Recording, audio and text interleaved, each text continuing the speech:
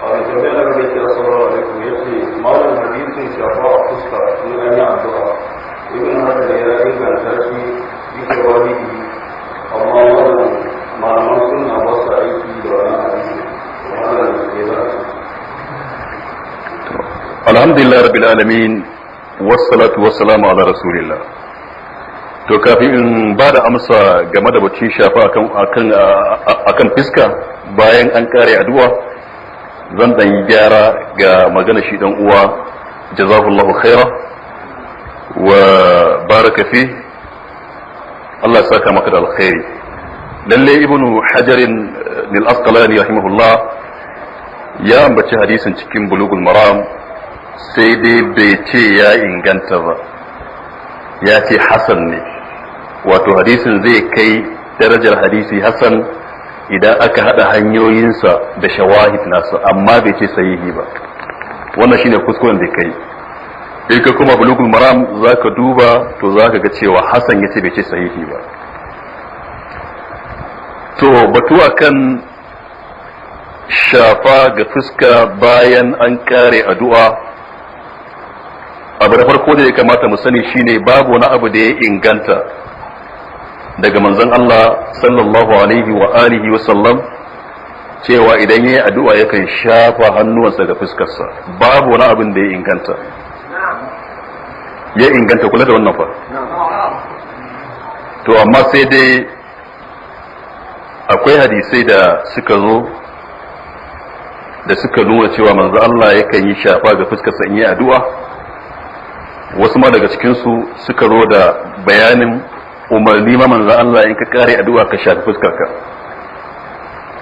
Daga cikinsu akwai hadisin Umar ibn Khattab cikin littafin Sunan Tirmidhi da littafin Al-Mustadrak na Al-Hakim an-Nisaburi da littafin Al-Muntakhab na Abd bin Humayt. Sannan kuma daga cikinsu akwai hadisin Abdullahi dan Abbas cikin sunan Abi Dauda, sunan Ibn Majah, al-Mustadrak na al-Hakim an-Nisaburi, sunan al-Kubra ta Imam al-Baihaqi da kuma ad-Da'awat al-Kabir. Sannan daga cikin su akwai hadisin Yazid bin Sa'id al-Kindi wanda yana cikin sunan Abi Dauda, haka Abu Nu'aym ya fi daga cikin littafin sa na Ma'rifatu Sahaba, haka Ibn Abi Asim cikin littafinsa mai suna Kitabul Ahad wal Mafali. Mun gane da kyau? To waɗannan daga cikin hadisan kenan da suka zo batu akan shafa kan fiska kenan. Sannan kuma sai hadisin ainihin wato sahabi Abdullahi dan Abbas. Na ambace shi ko? Na ambace shi? To sai hadisin sahabi Abdullahi dan Abbas wanda yake cikin sunan Abi Dauda, sunan Ibn Majah, Mustadrak na Al-Hakim an-Nisaburi da ainihin da sauran littafai na hadisi. To shi hadisin Umar ibn Khattab ya zo da bayani akan cewa manzo Allah idan ya kare addu'a bai soke hannuwansa har sai ya shafa ga fuskarsa. Hadisin Umar ibn Khattab. To cikin isnadin sa akwai Hammad bin Isa wanda ainihin Abu Dawud, Imam Darqutni, Imam Abu Hatim Ar-Razi sun ce da'ifi ne shi Hammad bin Isa. Haka Ibn Hajar al-Asqalani ya da'afa shi cikin Taqribut Tahzib. Shine wanda ake masa lakabi da Ghariqul Juhufa saboda akwai lokacin da ruwan teku ya ci Juhufa, to yana daga cikin waɗanda wannan ruwan ya hallaka shi Hammad bin Isa. Ana ce masa Ghariqul Juhufa wanda hakan ya faru a shekara ta 208 bayan hijirar manzon Allah sallallahu alaihi wa sallam. Saboda haka wani hadisi na Umar dan Khattab kaga da ifi ne saboda shi Hammad bin Isa Ghariqul Juhufa. To sai hadisin Ibn Abbas shi kuma cikin isnadin sa akwai Salih bin Hassan Salih bin Hassan, sannan kuma sukan ce masa Salih bin Abi Hassan, wanda shi Abu Hatim Ar-Razi ya ce munkarul hadis ne, Imam Bukhari ya ce munkarul hadis ne, Imam Nasa'i ya ce mataruk ne, Imam Ahmad bin Hanbal ya ce laysa bi shay, Abu Dawud Yahya bin Ma'in sun ce da'ifi ne. Don haka shi wannan hadisi na Ibn Abbas wanda yake bayanin umarni da manzo Allah ya yi in mutum ya kare addu'a shafi fuskarsa, lalle shafi fuskarsa, to kaga shi ma hadisi ne da'ifi bai inganta ba.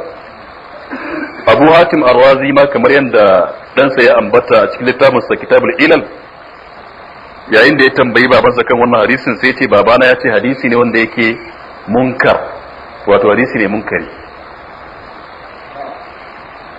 Ina fata muna ganewa.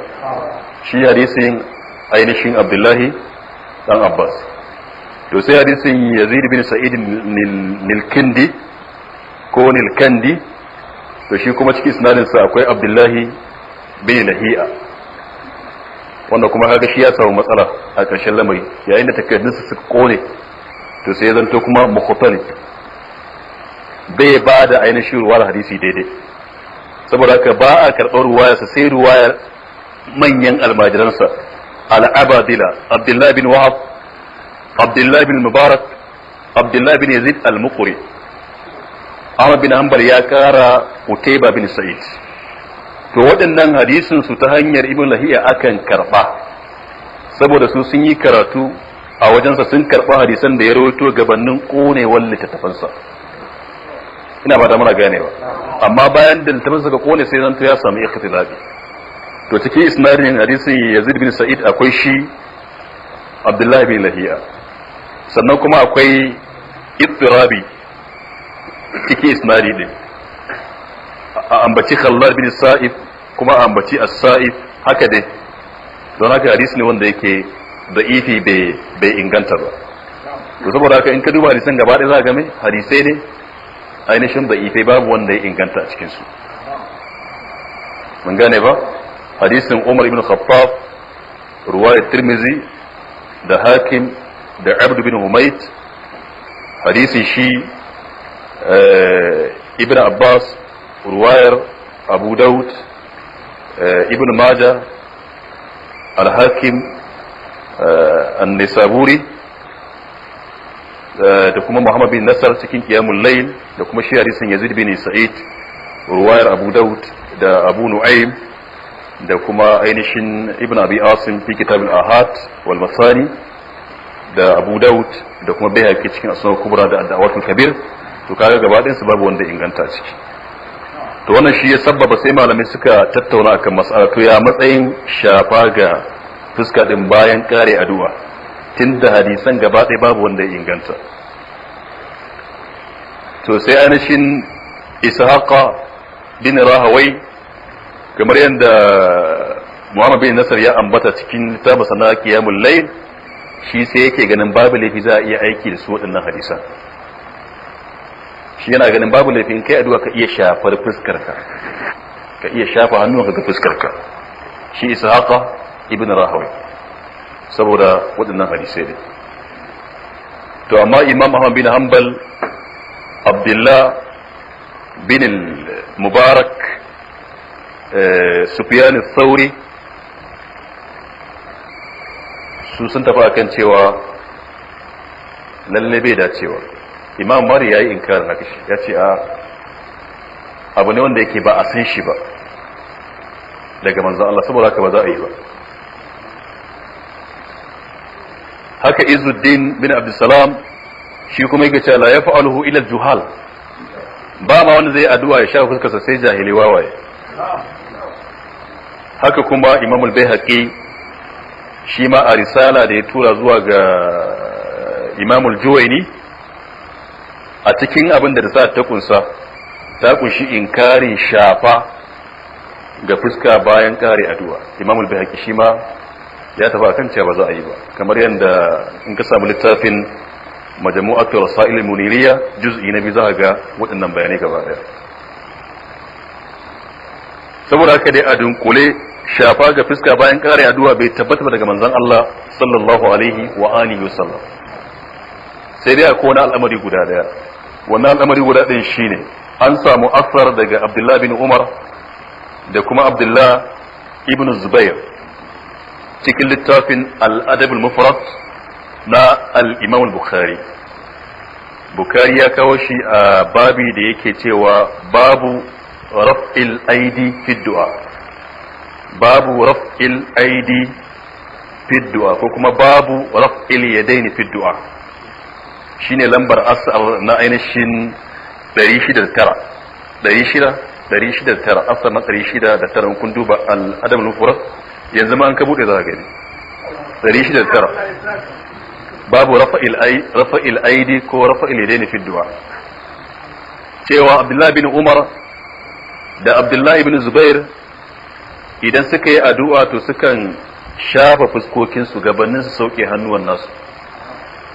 In sun daga hannun suna addu'a to gabanin sauki ta sukan shafa fuskokin su da hannuwan nasu. Abdullahi ibn Zubair da Abdullah bin Umar. To shi wannan asar sai zanto malamai sun tattauna akai. Sheikh Al-Albani ya rawana shi cikin da'iful adab al-mufrad saboda Fulayhu bin Sulaiman da yake cikin isnadi din. Amma Ibn Hajar al-Asqalani kuma ya hassana shi cikin Fathul Bari. Ya ce ainihin asar ne wanda yake hasan cikin Fathul Bari. Kun gane?